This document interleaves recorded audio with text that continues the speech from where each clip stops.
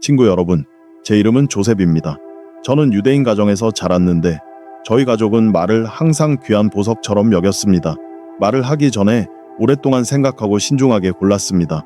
오랫동안 사셨던 현명한 할아버지께서는 제가 나중에야 이해하게 된 한 가지 말씀을 자주 하셨습니다. 할아버지는 어리석은 사람은 행동이 아니라 말로 자신을 드러낸다고 가르치셨습니다. 그리고 그것은 순식간에 일어난다고 하셨습니다. 할아버지는 저에게 특별한 함정 같은 말들이 있다고 가르쳐 주셨습니다. 우리는 매일 그런 말들을 무심코 내뱉지만 마치 녹처럼 우리의 운명을 좀먹고 행운을 앗아가고 소중한 사람들과의 관계를 망친다는 것을 깨닫지 못합니다. 오늘 저는 여러분이 이러한 지식을 통해 말과 삶을 정화할 수 있도록 이 지식을 나누고 싶습니다. 그리고 이 대화가 끝날 때까지 저와 함께 해주시기를 부탁드립니다. 사실 이 모든 말들을 하나로 묶는 핵심 비밀, 즉 할아버지께서 노년에 저에게 알려주신 짧은 진실은 마지막에 말씀드리겠습니다. 그것은 인간의 지혜에 대한 여러분의 이해를 완전히 뒤집어 놓을 것입니다. 그리고 어쩌면 바로 이 말이 여러분이 오랫동안 찾아 헤매던 열쇠가 될지도 모릅니다. 자, 그럼 첫 번째이자 어쩌면 가장 교활한 말들부터 시작해 보겠습니다. 이것들은 소위 미루는 삶 증후군을 만들어내는 말들입니다. 여러분도 분명히 이런 말들을 수백 번 들어봤을 것이고 어쩌면 지금 여러분의 집에서도 이런 말들이 들릴지도 모릅니다. 이건 손님용이야, 만지지 마. 은퇴하면 그때 진짜 인생을 살 거야. 또는 우리는 많은 게 필요 없어. 이건 나중을 위해 아껴두는 거야. 왜 이런 말들이 위험한지 들어보세요. 사람이 이런 말을 할 때 자신도 모르게 현재의 삶을 하찮게 여기는 것입니다. 본질적으로 우주에게 보세요. 내 오늘은 아름다운 접시에 음식을 담아 먹거나 새 옷을 입을 만큼 충분히 좋지 않아요. 진짜 인생은 나중에 시작될 거예요. 라고 말하는 것과 같습니다. 하지만 지혜는 나중은 어리석은 자들의 위안일 뿐이라고 말합니다. 우리에게는 지금밖에 없습니다. 인생은 연습이 아닙니다.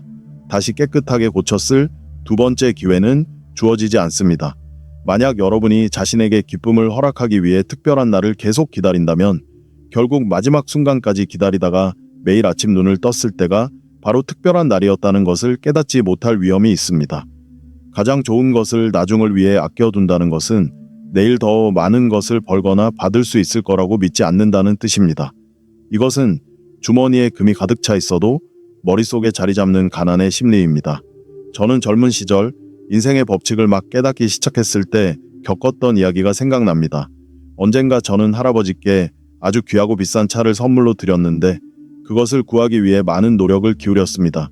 저는 스스로가 자랑스러웠고 아름다운 상자를 건네며 말했습니다. 할아버지, 이 차는 찬장에 넣어두고 도시에서 중요한 친척들이 오실 때만 꺼내 마셔요. 특별한 날을 위해서요. 할아버지는 길고 깊은 눈빛으로 저를 바라보셨습니다. 눈가의 잔주름이 자글자글했습니다. 할아버지는 회색 수염 사이로 부드럽게 미소 지으시며 저에게 당장 주전제 물을 끓이고 평소에는 먼지만 털어내던 가장 예쁜 도자기 찻잔을 꺼내오라고 하셨습니다. 할아버지는 저를 식탁에 앉히고 제가 40년 동안 가슴에 새겨온 말씀을 해주셨습니다. 요셉아, 내 아들아, 한 가지를 기억하렴. 가장 좋은 것을 손님을 위해서만 아껴둔다면 너는 너 자신과 가족을 집안의 손님처럼 대하는 거란다. 매일 너에게 찾아오는 가장 중요한 손님은 바로 너의 영혼이야. 그리고 그 영혼은 10년 후가 아니라 오늘 축하받을 자격이 있단다. 그날 저녁 우리는 그 차를 마셨고 제게는 세상에서 가장 맛있는 차처럼 느껴졌습니다. 그때 저는 처음으로 축하라는 것은 달력의 날짜로 만들어지는 것이 아니라 우리 스스로, 우리의 마음가짐으로 만들어진다는 것을 깨달았습니다. 그때부터 저는 기쁨을 미루지 않는다는 교훈을 배웠습니다. 할아버지께서 말씀하셨듯이 불행한 날은 초대하지 않아도 저절로 찾아오지만 행복한 날은 직접 초대해야 하고 지금 당장 아름다운 식탁을 차려야 한다는 것을 말입니다. 두 번째 표현, 순교자의 말. 이제 제가 순교자의 말이라고 부르는 두 번째 유형의 표현으로 넘어가겠습니다. 이것은 아마도 사람이 스스로에게 자발적으로 주입하고 사랑하는 사람들의 영혼에 부어넣는 가장 고통스럽고 파괴적인 독일 것입니다. 여러분도 분명히 이 말을 알고 있을 것입니다. 많은 가정에서 어머니에서 딸에게, 아버지에서 아들에게 전해지며 끝없는 죄책감의 사슬을 만들어냅니다. 잘 들어보세요.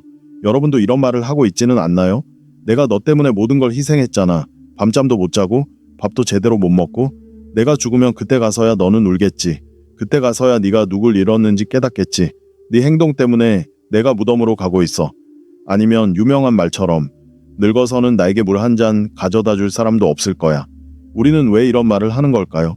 이 문제의 근원은 사람이 존재 자체만으로 사랑받을 자격이 없다는 끔찍한 확신에 깊이 뿌리내리고 있습니다.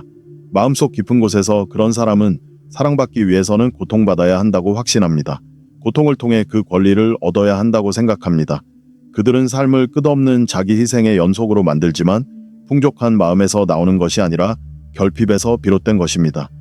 친구 여러분, 이것이 바로 고통을 화폐로 삼는 진정한 거래입니다. 그 사람은 본질적으로 자녀나 배우자에게 너 때문에 내가 얼마나 힘든지 봐. 이제 너는 나에게 빚을 졌어. 너는 나에게 관심, 순종, 그리고 너의 삶으로 갚아야 해 라고 말하는 것입니다. 하지만 현명한 사람들에게 드러나는 비밀은 간단하면서도 가혹합니다. 사랑은 선물이지 빚이 아닙니다. 사랑은 고통으로 살 수 없습니다. 사랑하는 사람에게 죄책감을 심어주려 할 때 당신은 그들을 당신에게 묶는 것이 아니라 족쇄를 채우는 것입니다. 물론 사슬로 사람을 곁에 둘 수는 있지만 사슬로는 결코 진심으로 당신을 사랑하게 만들 수 없습니다. 그런 말의 무게 아래 자란 아이들은 종종 자유롭게 숨쉬기 위해 세상 끝까지 도망치거나 아니면 남아서 끊임없이 죄책감에 시달리며 행복하지 못한 삶을 살아갑니다. 사랑하는 부모가 자녀가 자신 때문에 불행해지기를 바랄까요? 더욱이 희생자 행세는 말하는 사람 자신을 파괴합니다. 나는 너를 위해서만 살아라고 반복할 때 당신은 본질적으로 자신의 삶을 포기하는 것입니다. 당신은 행복에 대한 책임을 다른 사람의 어깨에 지우는 것입니다. 그리고 그것은 누구에게나 감당할 수 없는 짐입니다. 당신이 희생자가 되기로 결정했다면 아무도 당신을 행복하게 해줄 수 없습니다. 유대인의 지혜는 절망과 세상의 기쁨을 거부하는 것은 거룩함이 아니라 창조주에 대한 배은망덕이라고 말합니다. 당신에게 삶이 주어졌고 하늘을 볼 수 있는 눈과 걸을 수 있는 다리가 주어졌는데도 불평하고 고통스러워하기만 한다면 당신은 이 선물을 거부하는 것입니다. 고통을 통해 자신을 고양시킨다고 생각하지만 실제로는 교만의 심연에 빠져 삶 자체가 당신을 위해 준비한 것보다 자신의 시나리오가 더 낫다고 믿는 것입니다. 우리 이웃 중 한 분에 대한 이야기를 해드리겠습니다. 그녀의 이름은 베르타 아주머니였습니다. 이건 아주 오래전 일이지만 마치 어제 다녀온 것처럼 이모네 집 분위기가 생생하게 기억납니다. 베르타 이모는 억척스러운 여인이었지만 그녀의 얼굴에는 늘 세상 모든 슬픔이 깃들어 있는 듯 했습니다. 그녀는 이유 없이 웃는 법이 없었습니다. 저녁 식사를 준비할 때도 너무나 깊은 한숨을 쉬어서 음식이 목에 걸릴 지경이었습니다. 그녀의 모든 말은 걱정으로 가장한 책망뿐이었습니다. 그녀에게는 야코프라는 외아들이 있었는데 조용하고 착한 아이였습니다. 그리고 베르타는 매일같이 아들에게 자신의 모성애의 대가를 상기시켰습니다.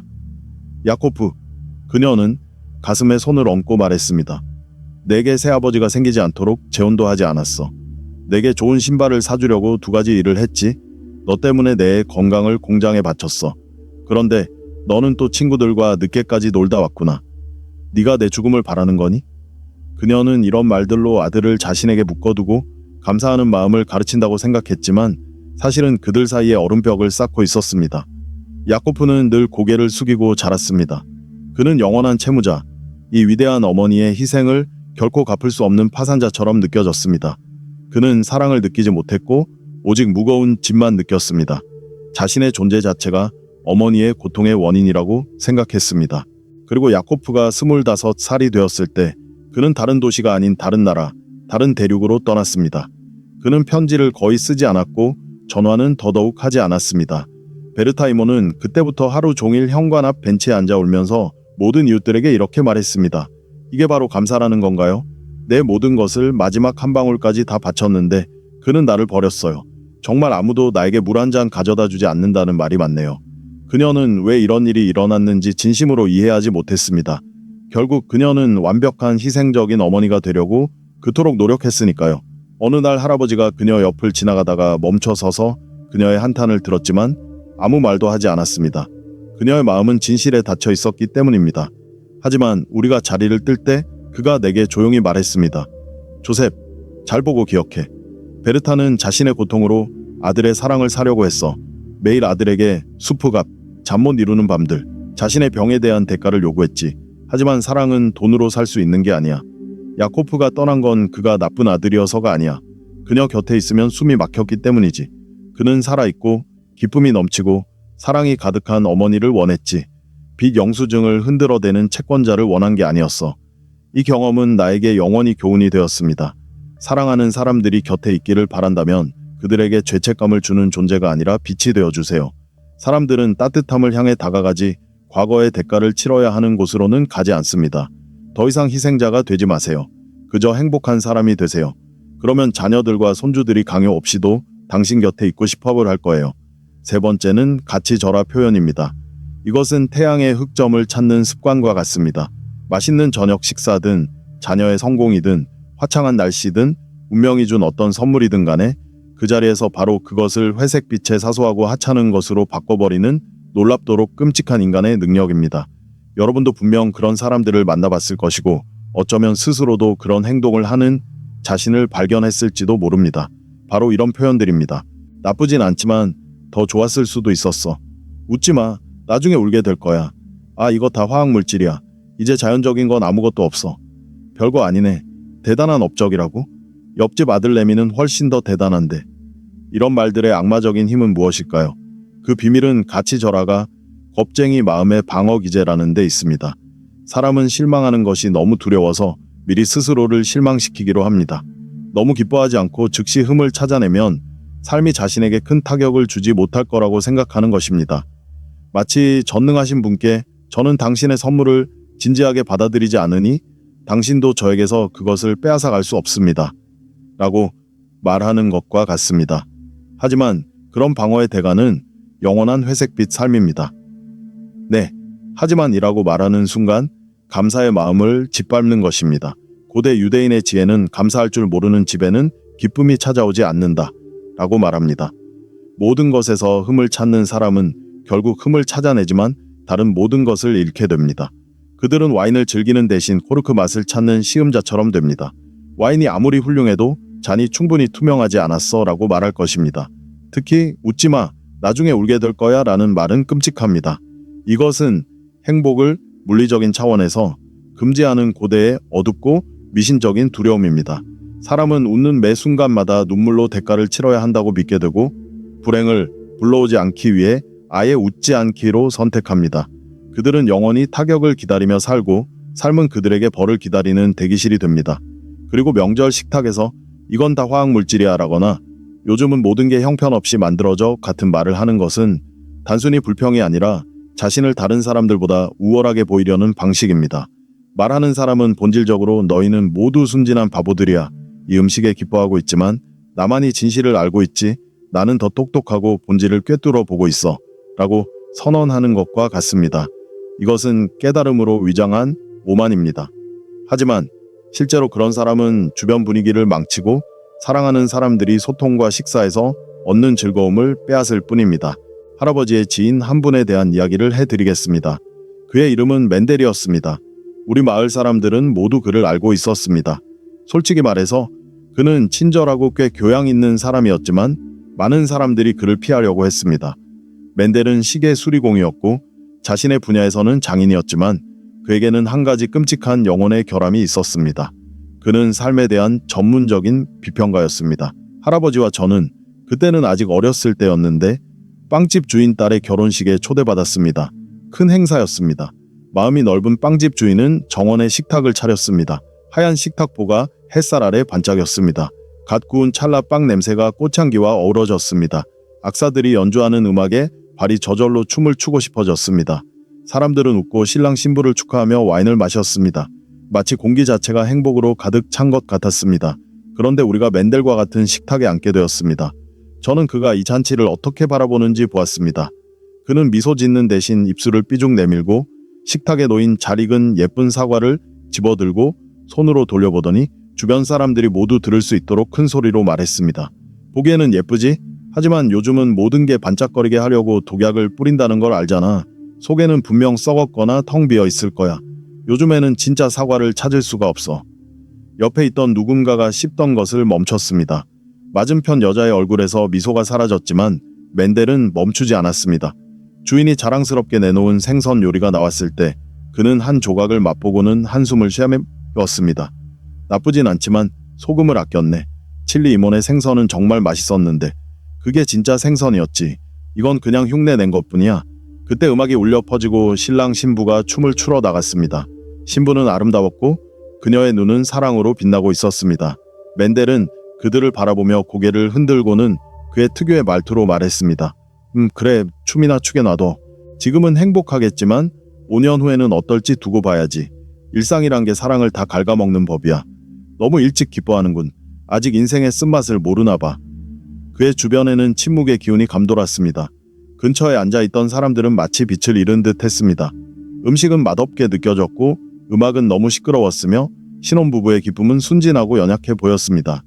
전문가의 확신에 찬 어조로 내뱉은 한마디가 12명의 사람들에게 축제의 분위기를 망쳐놓았습니다. 멘델은 만족스러운 표정으로 앉아 있었습니다. 자신이 이 테이블에서 가장 현명한 사람이라고 생각했기 때문입니다. 그는 진실을 보았다고 믿었습니다. 그러자 그때까지 조용히 듣고 있던 할아버지가 그에게 몸을 기울였습니다. 할아버지는 꾸짖지 않았습니다. 조용하지만 단호하게 말씀하셨습니다. 멘델, 말해보렴. 가장 아름다운 꽃밭 위를 날아다니는 파리는 왜 항상 단 하나의 흙더미를 찾아내는 걸까? 그리고 버른 도시의 쓰레기장에서도 왜 단 하나의 꽃을 찾아내는 걸까? 멘델은 놀랐습니다. 무슨 말씀을 하시려는 거예요, 이삭? 내 친구야, 할아버지가 대답했습니다. 요점은 모든 사람은 인생에서 자신이 찾는 것을 발견한다는 거야. 너는 사랑의 축제에 와서 사과의 소금과 질산염이 부족하다는 것을 발견했지. 네가 미식가라고 생각하는 거니? 아니, 너는 잔치 한가운데서 굶어 죽어가는 불행한 사람일 뿐이야. 스스로 먹는 것을 금지했기 때문이지. 너는 우리에게서 기쁨을 빼앗는 게 아니야. 멘델, 우리는 내일이면 네 말을 잊고 살아갈 거야. 너는 네 자신에게서 기쁨을 빼앗고 있는 거야. 멘델은 그때 기분이 상해서 자리를 떴습니다. 하지만 저는 이 교훈을 평생 기억했습니다. 멘델의 삶은 슬프게 끝났습니다. 그는 완전히 외톨이가 되었습니다. 그가 형편없는 장인이어서가 아니라 그의 곁에서는 숨쉬기조차 힘들었기 때문입니다. 그는 모든 순간에서 기쁨이라는 산소를 빨아들였습니다. 멘델처럼 되지 마세요. 누군가 당신에게 사과를 준다면 그것을 먹고 그 달콤함에 감사하세요. 음악이 흘러나온다면 10년 후에 무슨 일이 일어날지 생각하지 말고 춤을 추세요. 마침표가 있어야 할 자리에 하지만을 찾지 마세요. 좋은 것을 볼 수 있는 능력은 순진함이 아니라 삶을 풍요롭게 만드는 진정한 지혜입니다. 네 번째는 거짓된 바쁨의 표현들입니다. 이것은 아마도 현대사회가 만들어낸 가장 교묘한 함정일 것이며 우리 어른들은 놀라울 정도로 쉽게 그 함정에 빠집니다. 이런 말들을 들어보세요. 나는 이것을 할 시간이 없어. 내일을 정리하고 나면 이야기하자. 나는 고상한 생각에 대해 생각할 시간이 없어. 먹여 살려야 할 가족이 있거든. 지금은 너무 바빠. 나중에 이야기하자. 이런 말들은 변명처럼 들리지만 심지어 용감한 것처럼 들리기도 합니다. 이런 말을 하는 사람은 자신이 중요하고 필요하고 대체 불가능한 존재라고 느낍니다. 그들은 마치 어깨에 청구를 짊어진 아틀라스처럼 느껴지며 단일분이라도 멈추면 세상이 무너질 것 같다고 생각합니다. 하지만 세대를 거쳐 전해 내려온 지혜는 정반대의 이야기를 들려줍니다. 삶을 살기에는 너무 바쁘다면 당신은 잘못된 일에 바쁜 것입니다. 이 말들 뒤에 숨겨진 비밀은 놀라울 정도로 단순합니다. 종종 우리의 정신없는 바쁨은 필연적인 것이 아니라 도피입니다. 침묵에 대한 두려움입니다. 우리는 멈추는 것을 두려워합니다. 침묵 속에서 우리는 우리 자신, 우리의 양심, 오래전에 묻어버린 진정한 욕망, 그리고 답을 찾지 못한 질문들과 마주해야 하기 때문입니다. 도망치는 것이 더 쉽고 일, 전화, 회의의 소음으로 내면의 목소리를 덮어버리는 것이 더 쉽습니다. 자녀나 나이 드신 부모님께 시간이 없어요 라고 말할 때 사실 당신은 지금 하고 있는 일보다 당신은 나에게 중요하지 않아요 라고 말하는 것입니다. 하지만 이것은 자기 기만입니다. 우리가 숨어있는 일들은 대부분 하찮은 것들입니다. 1년 후에는 아들과 산책을 거부했던 그 화요일에 정확히 무엇을 하고 있었는지조차 기억하지 못할 것입니다. 하지만 아들은 아빠가 그 자리에 없었다는 것을 기억할 것입니다. 어리석은 사람들이 믿는 큰 착각이 있습니다. 모든 일을 끝내고 나면 진정한 삶이 시작될 거야. 사랑하는 여러분 기억하세요. 일은 오직 한순간에만 끝납니다. 바로 누군가의 장례식에서 추도문을 읽을 때입니다. 그 순간까지 일은 항상 있을 것입니다. 마치 강물처럼 말입니다. 한 파도가 지나가면 또 다른 파도가 옵니다. 강물이 마르기를 기다렸다가 사랑하는 사람들에게 건너가려고 한다면 영원히 기다려야 할 것입니다. 현명한 사람은 일이 끝나기를 기다리지 않습니다. 그들은 이 흐름에서 벗어나 강둑으로 나와 몸을 말리고 사랑하는 사람들을 안아주는 방법을 알고 있습니다. 남자들이 아내와 자녀와의 진심 어린 대화를 피하기 위해 자주 사용하는 가족을 먹여 살려야 하잖아요 라는 말도 함정입니다. 몸에는 빵이 필요하다는 것은 사실입니다. 하지만 사람은 동물이 아닙니다. 빵만으로는 충분하지 않습니다. 집에 금을 가져다 주더라도 따뜻함을 가져다 주지 않는다면 집은 여전히 차가울 것입니다. 영적인 게으름은 종종 일 중독이라는 가면 뒤에 숨어 있습니다. 어려운 진솔한 대화를 나누거나 마음의 평안을 찾거나 영혼을 가꾸는 데 1시간을 투자하는 것보다 돈을 더 버는 것이 훨씬 쉽기 때문입니다. 잘만이라는 남자에 대한 이야기를 해드리겠습니다. 제가 10대였을 때 그는 우리 옆집에 살았습니다. 잘만은 말 그대로 몸집도 크고 사업도 크게 하는 사람이었습니다. 그는 목재 사업을 했습니다. 최고의 목재가 필요하면 잘만에게 가라는 말이 온 동네에 퍼져 있었습니다. 하지만 잘만이 차분한 모습을 보는 것은 불가능했습니다. 그는 항상 바쁘게 뛰어다녔습니다. 주머니에는 메모지가 가득했고 머릿속에는 온갖 숫자들로 가득했으며 손으로는 늘 시계줄에 달린 시계를 만지작거렸습니다. 잘만에게는 아름다운 아내 리브카와 3 자녀가 있었지만 그는 가족과 거의 시간을 보내지 못했습니다. 아침에는 가족들이 잠들어 있을 때 집을 나섰고 밤에는 가족들이 이미 잠든 후에 돌아왔습니다. 안식일에는 쉬면서 영혼과 가족에게 시간을 보내야 하는데도 잘만은 식탁에 앉아 있었지만 눈빛은 멍했습니다. 그는 머릿속으로 목재의 부피와 이윤을 계산하고 있었습니다. 할아버지가 길에서 그를 만난 적이 있었습니다. 잘만은 어딘가로 급히 달려가고 있었는데 지나가는 사람들을 밀치고 얼굴은 빨갛게 상기되어 땀에 젖어 있었고 눈빛은 광기에 차 있었습니다. 할아버지는 지팡이로 그의 앞길을 막았습니다. 잘만 멈춰 서거라. 할아버지가 말했습니다. 어디로 그렇게 급히 가느라 어른에게 인사도 안 하는 게냐? 아, 죄송합니다. 랍비 요셉. 잘만은 이마에 땀을 닦으며 숨을 헐떡였습니다. 시간이 없어요. 정말 시간이 없어요.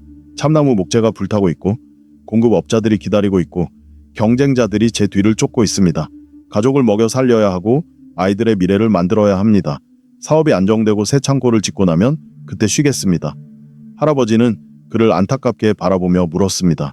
잘만, 네가 목표를 향해 달려가는 건지 아니면 목표를 지나쳐 달려가는 건지 확신할 수 있느냐? 그는 손을 흔들며 수수께끼 풀 시간이 없어요 라고 말하고는 달려갔습니다. 10년이 흘렀습니다. 잘만은 실제로 성공했습니다. 그는 그 지역에서 가장 부유한 목자의 상인이 되었습니다. 그는 궁궐처럼 생긴 거대한 집을 지었습니다. 하지만 어느 날 모든 사람에게 일어나는 일이 그에게도 일어났습니다. 세월이 흘러 그의 심장은 지쳐서 더 이상 견디지 못했습니다. 의사들은 그를 침대에 눕히고 1달 동안 절대 일어나지 못하게 했습니다. 여러 해 만에 처음으로 잘만은 고요함 속에 자신을 발견했습니다. 그는 호화로운 침실에 누워 아이들이 오기를 기다렸습니다. 그는 생각했습니다. 이제 우리는 이야기를 나눌 수 있겠지. 이제 내가 그들을 위해 얼마나 노력했는지 이야기해 줄 수 있겠지. 하지만 방에는 간호사만 들어왔습니다. 아이들은 모두 자랐습니다. 장남은 수도로 유학을 가서 아빠, 건강하세요. 시험 때문에 갈 수 없어요. 너무 바빠요. 라는 건조한 전보를 보냈습니다. 딸은 결혼해서 자기 생활에 바빴고 시간이 나면 찾아뵙겠다고 했습니다. 막내는 같은 집에 살았지만 아버지에게는 돈을 달라고 할 때만 찾아왔습니다. 잘만은 누워서 크고 텅 빈 집의 고요함을 들었습니다. 이야기할 사람이 아무도 없었습니다. 그의 아내 리브카는 30년 동안 그의 부재에 익숙해져서 그가 알 수 없는 자신만의 내면 세계에서 살고 있었습니다. 그때 할아버지가 그를 찾아왔습니다. 할아버지는 지팡이에 기대어 침대 옆에 앉았습니다. 잘만은 울음을 터뜨렸습니다. 이게 어떻게 된 일입니까? 그는 물었습니다. 저는 그들을 위해 모든 것을 다 했습니다. 제 목숨까지 아끼지 않았습니다. 하루에 4시간밖에 자지 않았습니다. 그런데 왜 지금 저는 혼자입니까? 왜 그들은 저에게 시간을 내주지 않는 겁니까? 할아버지는 한숨을 쉬며 오직 그만이 할 수 있는 방식으로 마음을 울리는 대답을 했습니다. 잘만아, 거울에 화를 낼 수는 없단다. 그들은 네가 가르친 것을 그대로 비추고 있을 뿐이야. 너는 그들에게 사람이 아닌 일이 더 중요하다고 가르쳤지. 지금보다 나중이 더 중요하다고 가르쳤고 수년 동안 너는 그들에게 너희에게 시간을 내줄 수 없어 라고 말했지. 이제 그들은 자라서 너에게 똑같은 말을 하고 있는 거야. 너는 최고의 참나무로 집을 지었지만 사랑으로 기둥을 묶는 것을 잊었구나. 그리고 사랑이 없으면 친구여 집은 그저 땔감일 뿐이야. 잘만은 그 후 5년을 더 살았지만 슬픈 세월이었습니다. 그는 잃어버린 시간을 되찾으려 했지만 시간은 세상의 모든 목재를 다 준다고 해도 살 수 없는 유일한 것입니다. 20년 동안 잃어버린 신뢰는 이틀 만에 되찾을 수 없습니다. 그러므로 간청하건대 당신의 어휘에서 시간이 없어라는 말을 지워버리세요. 시간은 있습니다. 전능하신 분께서 정해주신 만큼 정확히 있습니다. 문제는 당신이 그 시간을 무엇에 쓰느냐입니다. 당신이 바쁘지만 눈빛이 생기를 잃고 아이들이 당신의 웃음소리를 잊었다면 그 일들을 내려놓으세요. 인생의 끝에서 아무도 당신이 얼마나 많은 보고서를 제출했는지 기억하지 못할 테니까요. 사람들은 따뜻한 손길과 조용한 저녁만을 기억할 것입니다. 창고는 가득 찼지만 마음은 텅 빈 잘만처럼 되지 마세요. 오늘을 살아갈 시간을 찾으세요. 5번째, 공격적인 방어의 표현들. 피해자 표현이 연민의 방패라면 이 말들은 가시돋친 방패입니다. 사람들은 아무리 좋은 의도를 가진 사람이라도 자신의 영혼에 너무 가까이 다가오지 못하도록 이 말들을 내세웁니다. 당신은 어디에서나 이 말들을 들을 수 있습니다. 종종 반항적으로, 긴장감 있게, 때로는 차가운 오만함으로 들립니다. 내게 어떻게 살아야 할지 가르치지 마세요. 나는 내가 무엇을 해야 할지 스스로 알고 있습니다. 모든 사람에게는 각자의 진실이 있습니다. 당신은 너무 많이 생각합니다. 조언 대신 물질적인 도움을 주세요. 이 말들의 무서운 함정은 무엇일까요? 여기서 핵심은 공격적인 방어는 항상 깊은 내면의 약점과 두려움의 신호라는 것입니다. 그런 사람은 진실을 두려워합니다. 조언을 듣거나 자신이 틀렸을지도 모른다는 생각을 받아들이면 자신의 위대함이라는 환상 위에 세워진 연약한 세계가 무너질까봐 두려워하는 것입니다. 내 인생에 대해 훈계하지 마세요라고 말하는 것은 사실 나는 성장하고 싶지 않아요. 익숙한 실수 속에 머물고 싶어요라고 외치는 것과 같습니다. 이것은 숲에서 길을 잃고 얼어 죽을지언정 지나가는 사람에게 길을 묻지 않는 오만한 사람의 태도입니다. 고대 지혜는 가르침을 거부하는 자는 자신의 영혼을 미워하는 자이다 라고 말합니다. 왜일까요? 우리는 우리 자신을 외부에서 볼 수 없기 때문입니다. 우리는 거울처럼 다른 사람의 눈이 필요합니다. 주먹으로 거울을 깨뜨리며 내게 가르치려 하지 마 라고 소리치는 것은 영원히 더러운 얼굴로 남는 가장 확실한 방법입니다.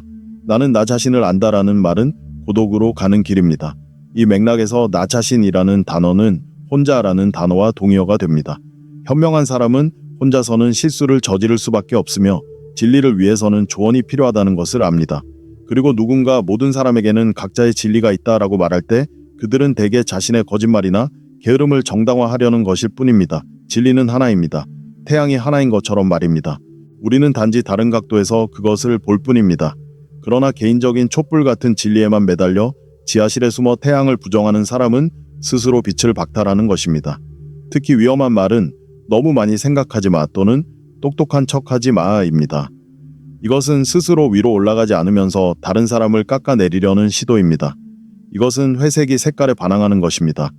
누군가 당신에게 이런 말을 한다면 그 사람은 당신의 수준으로 올라가고 싶어 하지 않는다는 것을 알아야 합니다. 그들은 당신을 자신들의 수준으로 끌어내리려 하는 것입니다. 그곳에서는 생각할 필요도 없고 분석할 필요도 없고 그저 본능대로 살면 되는 곳입니다. 게르신이라는 한 남자에 대한 이야기를 해드리겠습니다. 그는 우리 동네에 살면서 작은 구두 수선점을 운영했습니다. 게르신은 금손을 가진 장인이었지만 성격은 묘비처럼 무거웠습니다. 그는 자신의 경험이 최종적인 진리라고 믿었고 그것에 반하는 어떤 말도 개인적인 모욕으로 받아들였습니다. 게르신은 나이가 들면서 시력이 약해지기 시작했습니다. 그는 실수를 하기 시작했고 바느질이 삐뚤어지거나 굽을 비뚤게 붙이기도 했습니다. 사람들은 그의 백발과 과거의 장인 정신을 존중하여 처음에는 부드럽게 이야기하려고 했습니다. 어느 날 30년 동안 그를 알아온 친절한 이웃인 골대 부인이 그에게 찾아왔습니다. 그녀는 신발을 가져와서 다소 민망한 표정으로 말했습니다. 게르신 씨, 지난번에 굽을 너무 높게 만드셨어요. 허리가 아팠어요. 혹시 안경 도수를 높이거나 더 밝은 전등을 켜야 할까요? 아니면 제 조카에게 부탁해서 더 좋은 조명을 설치해 달라고 할까요? 게르신은 얼굴이 새빨개졌습니다. 그는 신발을 작업대에 던지며 길거리까지 들릴 정도로 큰 소리로 소리쳤습니다. 이봐요. 당신이 나에게 구두 굽 만드는 법을 가르치려는 거요. 당신이 테이블 밑에서 기어 다닐 때부터 나는 망치를 들고 일했소. 내게 어떻게 살아야 하는지 가르치려 들지 마시오. 나는 내 일을 어떻게 해야 하는지 잘 알고 있소. 모든 장인에게는 자신만의 방식이 있는 법이오. 그리고 내 방식은 당신 허리가 아픈 건 내 구두굽 때문이 아니라 나이 때문이라는 거요. 신발 가져가서 원하는 곳으로 가시오. 골대 부인은 눈물을 글썽이며 말없이 떠났습니다. 그녀는 그를 화나게 하려던 것이 아니었습니다. 그를 돕고 싶었을 뿐입니다. 하지만 게르신은 가시를 세웠습니다. 이런 일이 해마다 반복되었습니다. 손님들은 그에게 이렇게 제안하기도 했습니다. 게르신 씨, 요즘에는 다른 밑창을 사용해요. 게르신 씨, 이 접착제는 잘 붙지 않아요. 더 좋은 새 접착제가 나왔어요. 하지만 그는 모든 것에 대해 한 가지 대답만 했습니다. 잘난 척하지 마시오. 나는 40년 동안 이렇게 일해 왔소. 그는 자신의 방식을 요새처럼 굳게 지켰고 결국 승리했습니다. 그는 변화하지 않을 권리를 지켜냈습니다. 하지만 그의 요새는 텅 비게 되었습니다. 사람들이 그에게 오지 않게 된 것입니다. 그가 나쁜 사람이어서가 아니라 그와 소통하는 것이 불가능했기 때문입니다. 아무도 도움을 주려다 욕을 먹고 돈을 내고 싶어 하지 않습니다. 게르신의 가게는 문을 닫았습니다. 그는 먼지 쌓인 작업실에 버려진 신발들 사이에서 홀로 자존심만 남은 채 가난하게 앉아 있었습니다. 그때조차도 그는 드물게 지나가는 사람들에게 이렇게 말했습니다. 요즘 사람들은 어리석어서 진정한 품질을 알아보지 못하지만 나는 굴복하지 않았소. 나는 나 자신에게 충실했소. 이 이야기를 알고 있던 할아버지는 그때 나에게 이런 말씀을 하셨습니다. 게르신은 진실이 숨을 수 있는 벽이라고 생각했지만 진실은 문이다. 나는 내 방식대로 한다는 자물쇠로 문을 잠가두면 번영도, 존경도, 사랑도 들어오지 못한다. 게르신처럼 되지 마세요. 누군가 당신에게 조언을 해줄 때 설령 그 말이 당신에게 불쾌해 하더라도 서둘러 방어막을 치고 내게 가르치려 들지 마세요. 라고 소리치지 마세요. 숨을 고르고 자존심을 내려놓고 생각해보세요. 혹시 이 말 속에 나를 더 나은 사람으로 만들어줄 무언가가 있지 않을까? 지혜는 나는 모든 것을 스스로 알고 있다는 생각이 끝나는 곳에서 시작됩니다. 세상이 당신을 가르치도록 허용하세요. 그러면 결코 외롭지 않을 것입니다. 6번째는 꿈을 깎아내리는 말들입니다. 저는 이런 말들을 꿈을 깎아내리는 말 또는 날개를 꺾는 말이라고 부릅니다. 너무나 평범하고 현명하고 실용적인 것처럼 들려서 우리는 종종 그것을 진심 어린 조언으로 받아들입니다. 잘 들어보세요. 당신도 이런 말을 들어본 적이 있나요? 좀 더 소박하게 살면 사람들이 당신에게 끌릴 거예요. 구름 위에서 내려와 현실을 보세요. 우리는 부유하게 살지 않았으니 지금 와서 시작할 필요가 없어요. 이건 우리에게 어울리지 않아요. 우리는 평범한 사람들이잖아요. 또는 노골적으로 내 얼굴로 어디를 넘보려고 하니? 같은 말들 말입니다. 이 말들의 끔찍한 비밀은 무엇일까요? 왜 그렇게 위험한 걸까요? 사실 이 말들은 족쇄와 같습니다. 당신을 바닥의 회색빛 속에서 단단한 땅보다는 늪에 가까운 안정감 속에 묶어두는 역할을 합니다. 더 단순해져라 라고 말할 때 그들은 사실 당신에게 퇴보하라고 제안하는 것입니다. 그들은 당신의 복잡성, 당신의 고요함, 당신의 재능을 거부하고 낡고해진 슬리퍼처럼 편리한 존재가 되라고 제안하는 것입니다. 할아버지는 이렇게 말씀하셨습니다. 인간은 하나님의 형상대로 창조되었고 하나님은 무한히 복잡하신 분이다. 텅 빈 항아리처럼 단순해지는 것은 미덕이 아니라 창조주의 설계를 거부하는 것이다. 어쨌든 왜 사람들이 당신에게 끌리기를 바라느냐? 당신의 깊이를 이해할 수 있는 사람들이 당신에게 끌리도록 하라. 당신이 평범하고 이해하기 쉬운 사람이 되기를 바라는 사람들이 아니라. 하지만 가장 파괴적인 말은 우리는 부유하게 살지 못했으니 지금 시작해봤자 소용없다. 또는 이건 우리에게는 해당되지 않는 일이야입니다. 이것은 스스로와 가족에게 내리는 저주입니다. 이런 말을 함으로써 당신은 세상의 모든 선물을 자발적으로 거부하는 것입니다. 당신은 자신 주위에 보이지 않는 울타리를 치고 나는 아무것도 필요 없어 라는 팻말을 걸어놓습니다. 그러면 세상은 당신의 뜻을 존중하여 실제로 당신에게 기회를 주지 않습니다. 이것을 유전적 사고의 빈곤이라고 합니다. 주변 사람들, 심지어 가까운 사람들조차 왜 우리에게 구름 위에서 내려와 현실을 직시하라고 말하는 걸까요? 그들이 정말 우리에게 해를 끼치려는 걸까요? 비밀은 대부분 그들이 걱정 때문이 아니라 두려움과 숨겨진 질투심 때문에 그런 말을 한다는 것입니다. 이것은 좀처럼 공개적으로 이야기되지 않는 법칙입니다. 당신이 날아오르려고 할 때, 더 많은 것을 원할 때, 당신은 자신도 모르게 회색빛 삶에 안주한 사람들에게 살아있는 질책이 됩니다. 당신의 성공, 심지어 잠재적인 성공조차 그들을 두렵게 합니다. 당신이 성공하면 그들은 자신들의 실패가 불운 때문이 아니라 아무것도 하지 않기로 한 자신들의 선택 때문이라는 것을 인정해야 하기 때문입니다. 따라서 그들은 당신을 익숙한 늪으로 끌어내리며 조용히 앉아있어, 나서지 마. 우리는 너와 똑같은데 우리도 안 됐으니 너도 안 될 거야. 라고 말하는 것이 더 쉽습니다. 이것이 바로 개 한 바구니에 담긴 개들의 심리입니다. 한 사람이 빠져나가려고 하면 나머지 사람들이 그를 다시 끌어당깁니다. 저는 여러분에게 오래전 제 마음을 아프게 했던 이야기를 들려주고 싶습니다. 우리 마을에 모틀이라는 젊은이가 살았습니다. 모틀은 신이 주신 재능을 가지고 있었습니다. 그는 모든 것에서 음악을 들었습니다. 그는 바이올린을 너무나 아름답게 연주해서 시장의 엄격한 상인들조차 발걸음을 멈추고 눈물을 닦았습니다. 그의 손에 들린 활은 그의 영혼의 연장이었습니다. 모틀은 수도에 가서 음악원에 들어가 위대한 오케스트라에서 연주하는 꿈을 꾸었습니다. 그는 그 꿈에 불타올랐습니다. 위대한 연주회장과 웅장한 음악에 대해 이야기할 때 그의 눈은 빛났습니다.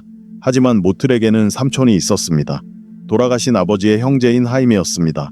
하임은 현실적인 사람이었고 정육점을 운영하며 자신이 소박하고 견실한 사람이라는 것을 자랑스럽게 여겼습니다. 하임은 바이올린은 가족을 먹여 살릴 수 없는 쓸데없는 것이라고 진심으로 믿었습니다. 모틀이 꿈에 대해 이야기할 때마다 하임은 한숨을 쉬며 묵직한 손바닥으로 탁자를 내리치며 이렇게 말했습니다.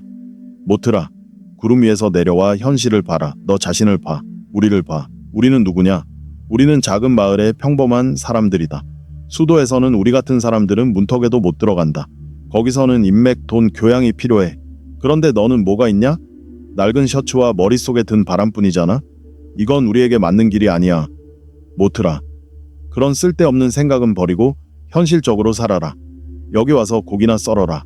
이 일은 언제나 내게 빵 한 조각을 줄 테지만 음악으로는 배를 채울 수 없어.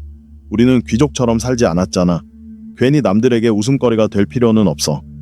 하임은 나이 많고 현명한 사람의 입장에서 자신감 있고 큰 소리로 이렇게 말했습니다.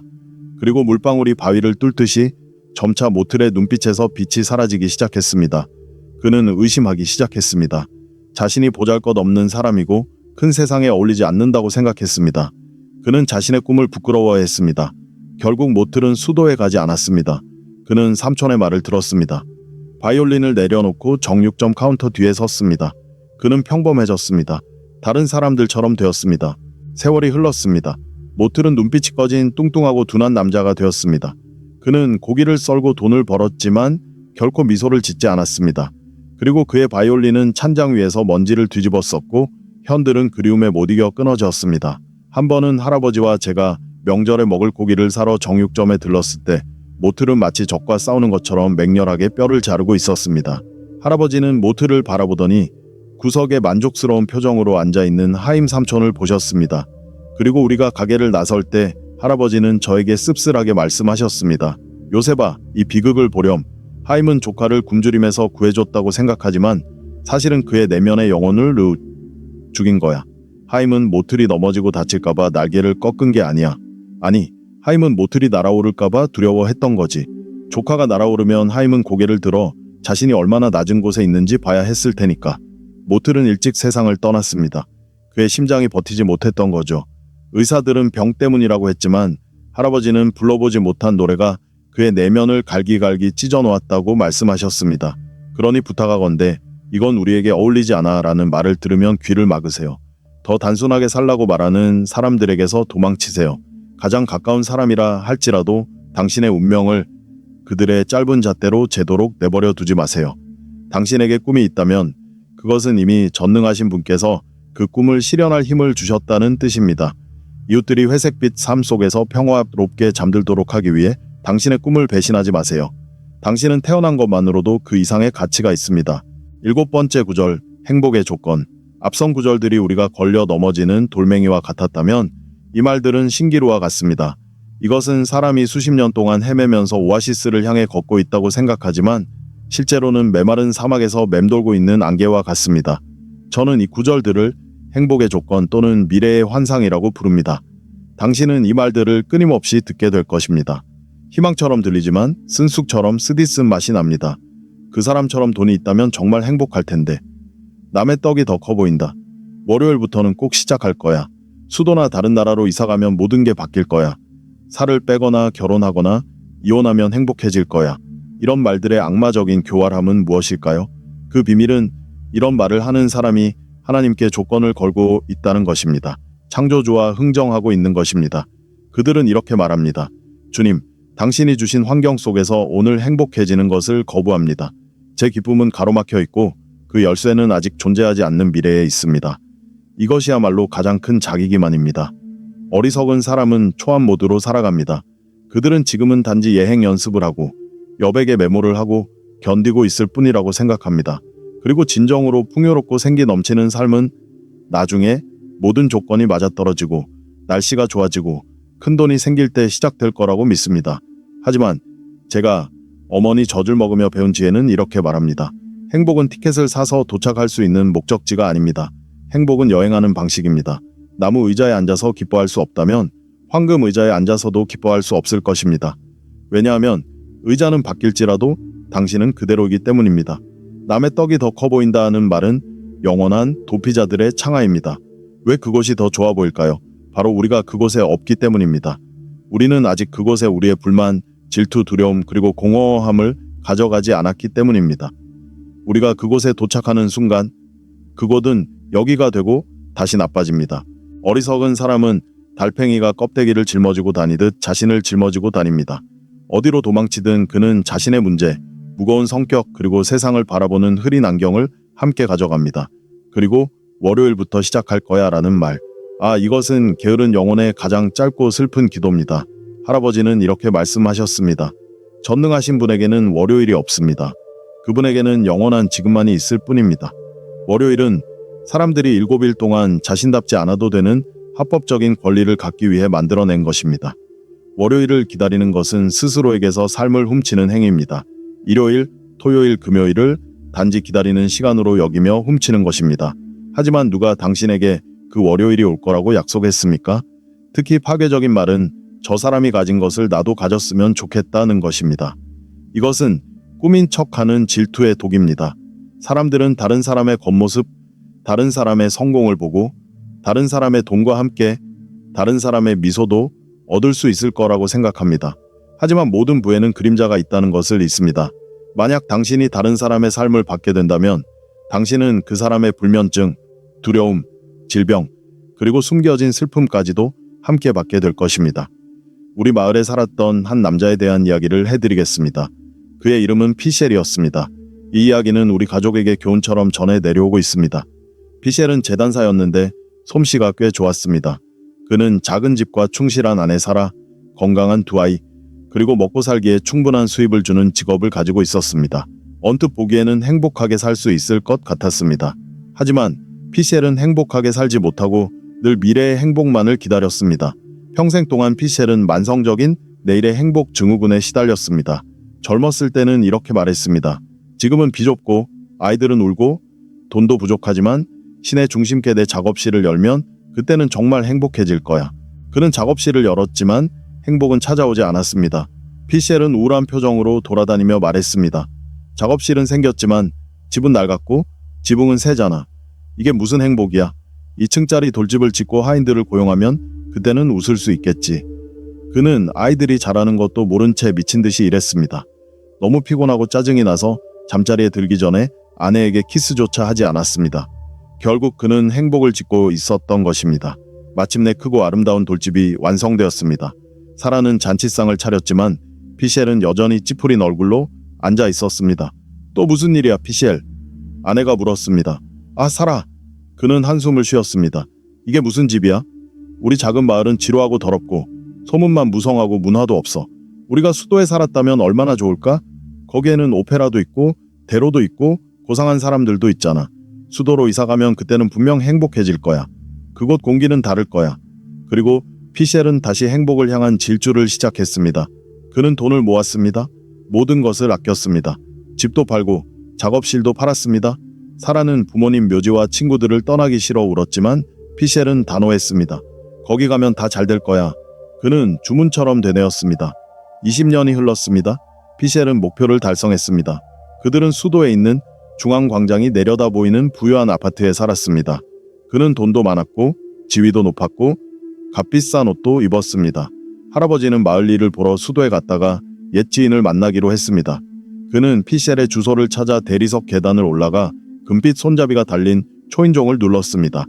한 노인이 문을 열어주었습니다. 피셸이었지만 그를 알아보기가 어려웠습니다.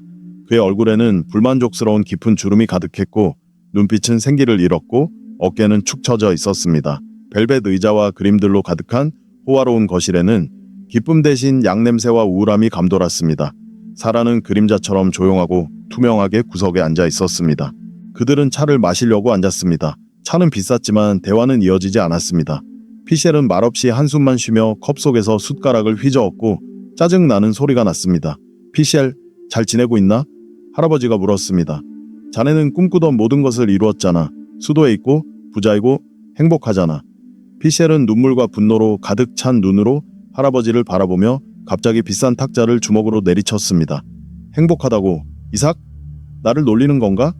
이 도시를 보게. 소음, 소란, 더러움. 여기 사람들은 늑대 같아. 모두 내 돈만 노리고 있어. 이웃들은 인사도 안 해. 날씨는 끔찍해. 비 아니면 바람이고 내 건강은 말이 아니야. 허리도 아프고 다리도 제대로 걷지 못해. 그리고 사라는 항상 말없이 앉아만 있어. 아니야, 이삭.